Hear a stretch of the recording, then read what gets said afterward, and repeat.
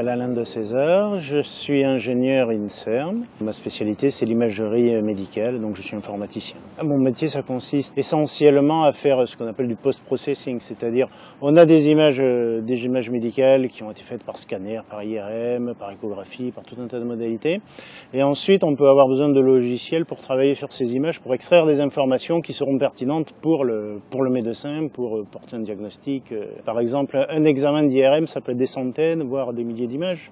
Donc il y a besoin d'outils pour les exploiter efficacement. Alors il peut y avoir des vraies questions en termes d'algorithmique, par exemple. Si vous vous apercevez que pour réaliser une fonctionnalité, il vous faut ne serait-ce que 5 minutes, alors que vous auriez besoin que ce soit fait en 10 secondes, bon, il y a un changement d'échelle, donc il faut éventuellement, oui, un peu se creuser la tête pour savoir comment on va faire.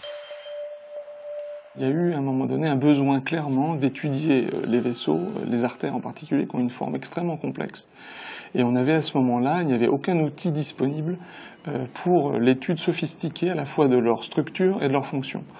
Et donc c'est à ce moment-là qu'on a donc développé un projet de logiciel qui a été réalisé ici dans l'unité bien sûr par Alain de César et de nombreuses personnes. Moi je travaille avec Alain depuis plus de 15 ans et on a fait beaucoup de travaux communs, donc sur des logiciels aussi de traitement d'images. Et donc il a contribué de façon majeure à la mise en place du logiciel ArtFun.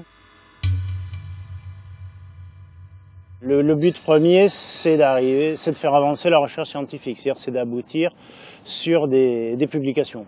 Donc il y a eu deux types de publications là, par rapport à ArtFun. Il y a eu d'une part des publications de type purement méthodologique, c'est-à-dire quelle est la méthodologie que l'on a mis en œuvre dans ArtFun pour exploiter les images.